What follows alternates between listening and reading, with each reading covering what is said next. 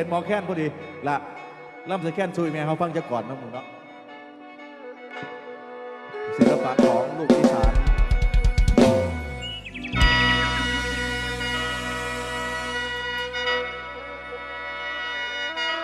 มาลมหนาวแท้ปีนี้มาลมหนาวซาอย่างน้อ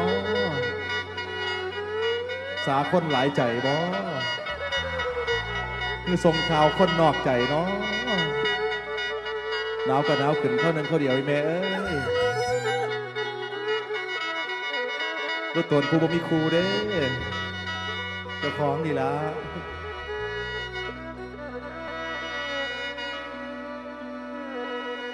หนา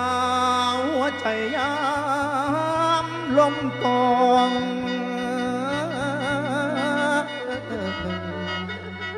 หัวลมซาเดือน12แม่นมา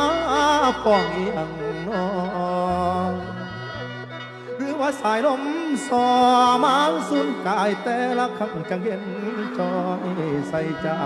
ได้น้อผู้เหตุผล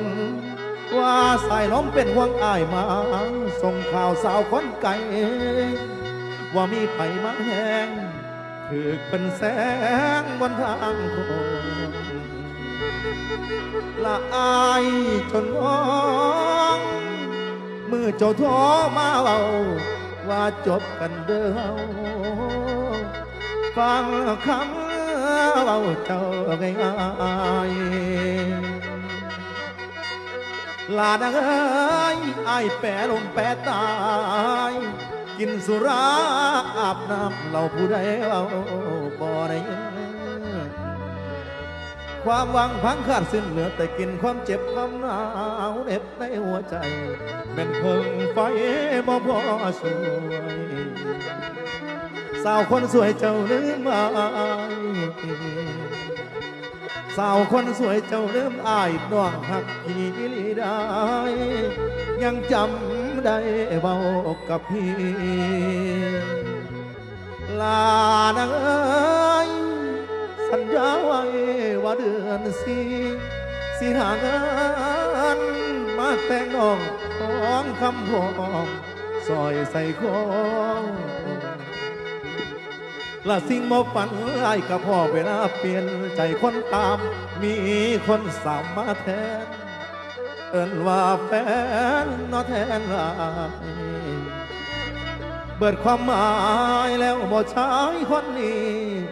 สิโทษว่าบุญบ่มีคุณเด้ออ้ายบ่โทษเพิ่นบ่อกเดียวกันใจเย็นครับ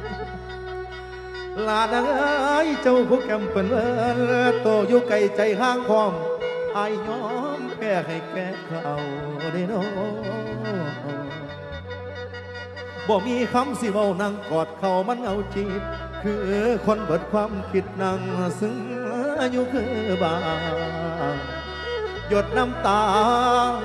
ลูกผู้ชายมันไหลย้อยอ้ายบ่ได้สมอยแต่มันกันไว้บ่อยู่ลาดังเอ้ยคนที่ไม่เป็นไผปูอายคิดน้ำตั้งแต่เจ้าบ่มีเจ้าคือต่อไผได้น้อละคนที่แมนแฟนบักอายพ่อผู้ไม่ใจน้อยเคว้เสียดายเด้คนสุดหักบัดทางไกลเจ้าเลือมาเข้าใจผู้ว่าสายลมป้องมาส่งข่าวเรื่องความมองว่านางน้องนั้นลืมพี่จะได้เจ้าก็เศร้าหักอายเด้อลาดังเอ้ยลืมอายแล้วอีลีลืมอายแล้วอีลีแม่นอีลีบ่เศร้าหักอายอีลีบ่คนเบิดหวังแทบเสียลมสายลมฟ้องน้องเปลี่ยนใจ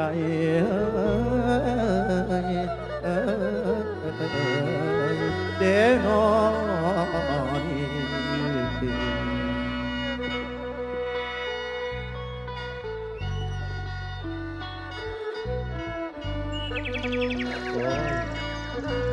ย